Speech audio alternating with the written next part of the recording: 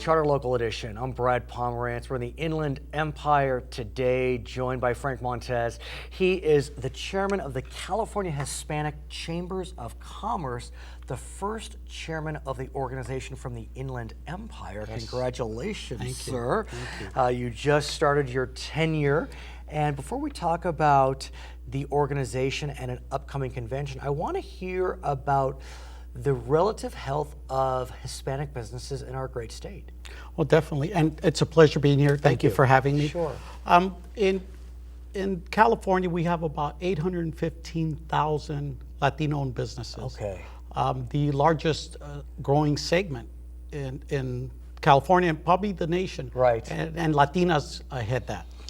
The question is, do the businesses, are they thematic? Are there certain businesses of that 800,000 plus that are they all, many manufacturing, many in the food industry, many in logistics? They're spread out. They are spread out. We are seeing diversification in the Latino community, second, third generation Latinos, taking it to a whole different level. And are those businesses, are they targeting Latinos? Are they targeting the general population, a mixture of both? All of them. Right. All of them. It's, I'm a small business owner. I target everyone. Right. So let's talk about the organization. Tell us more about the California Hispanic Chambers of Commerce. California Hispanic Chambers of Commerce has been around for over 37 years. We have about 50 chambers statewide. And you're an umbrella group. Yes. And I'm elected from the statewide through the chambers. So all of our board members are elected statewide. They're not appointed. So why is there a Chamber of Commerce dedicated to the Hispanic community? Well, every community, every culture has its challenges. We have a language barrier sometimes, and just our culture is different. And is it though? I mean, it's a complicated conversation, but like you said, so many folks that are part of the wonderful Latino community in California, second, third generation. Shameful that many don't speak Spanish, but that's a whole other conversation. Yeah, definitely. But I'm not trying to paper it over, but are there those cultural differences? Well, yes, and we started about 37 years ago, and the reason we started is the minorities weren't getting their share of contracts. Right. And that's an issue. And procurement's an issue. Yes, indeed. And that's our main focus is procurement. And I will say I'm proud that the cable industry is very active in diversity procurement. Yes. And in fact, I've been involved. Every year the cable industry has a diversity procurement fair, and I covered it last year. And so, explain procurement, because I got to tell you, I didn't understand it until I started to cover it. But procurement is what they buy, what they purchase, what they procure, and we get our members contract ready, loan ready. So, because what I didn't know is, let's say someone wants to sell pencils to Charter Communications.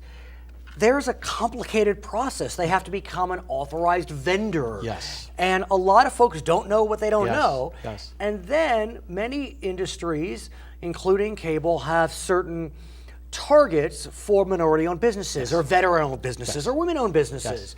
And so that's where the chamber can really come into play to help these businesses figure out, for Charter, they need this much from the Hispanic community, and I'm also a veteran, so I could fall in here, but I have to apply and get certified. Yes, and we also have members.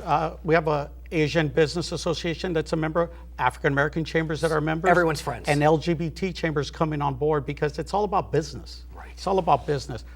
Our focus is on the Latino community, but first and foremost is business. When I advocate for businesses in Sacramento or DC, I advocate for all business because when regulations come down, they don't say, this doesn't affect the Hispanic community. It affects everyone. And what about the big Latino family? Mexicans are different than Salvadorans, that are different from Chileans, that are different from Venezuelans. What about Brazilians? They speak Portuguese. How does that all work out? That's definitely, I don't speak Portuguese, but that's why I'm saying we're such a diverse culture, even in ourselves.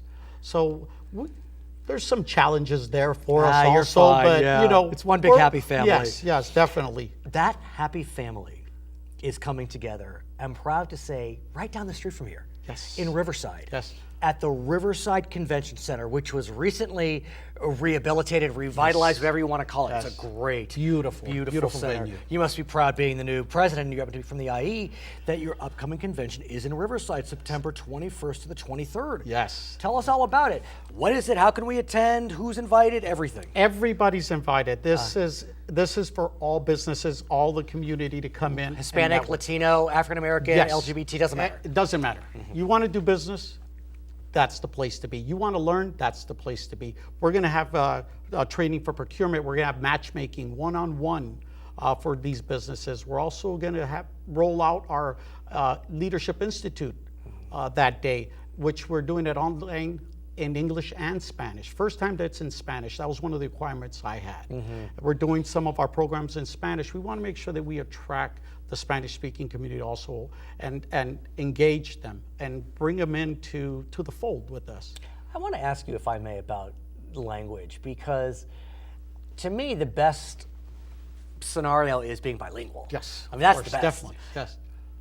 But how do you play with that? I mean, some Hispanics are English only, some Hispanics are Spanish only. Are you working to have your members, at least in my mind, appreciate the beauty of bilingualism? Definitely. Some of our Latino community, they speak English and Spanish, Right. but they prefer Spanish. Right, which is fine. Which is fine. Yeah. My two sons, I wanted them to learn Spanish when they were young. They didn't. They know Spanish now. They've They learned saw it. the importance, and they speak it well.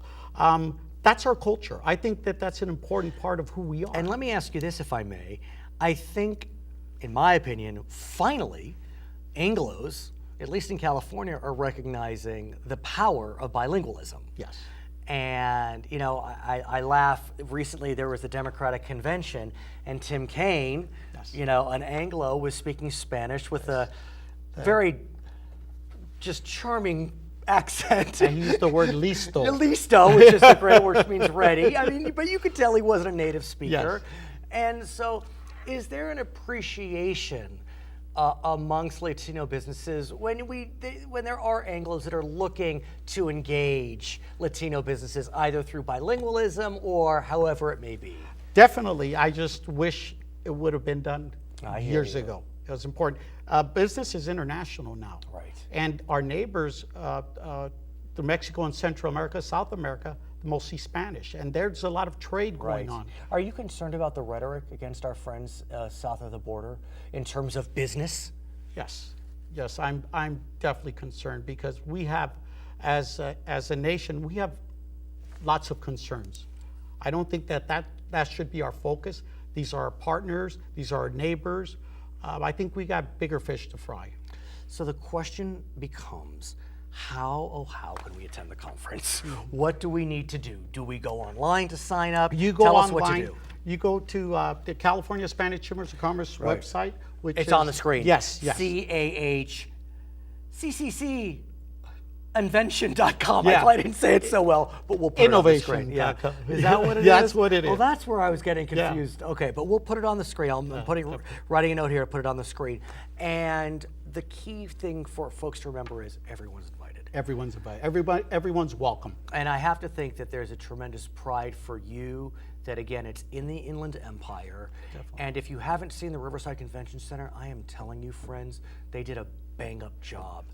And I just want to congratulate you on your efforts. Thank you. Please come back. I've spoken with a friend of yours, Juan Garcia, Yes, who yes. works in your Sacramento Deputy office. director. And I know it's exciting to see what's happening with Hispanic businesses, really throughout the Inland Empire and the entire state. And Go. One thing I did want to say that our convention is focused on innovation, technology, and the millennials, and on water and power. Because we need to let our businesses know the challenges that energy is having. He's Frank Montes, Brad Pomerance here, Charter Local Edition.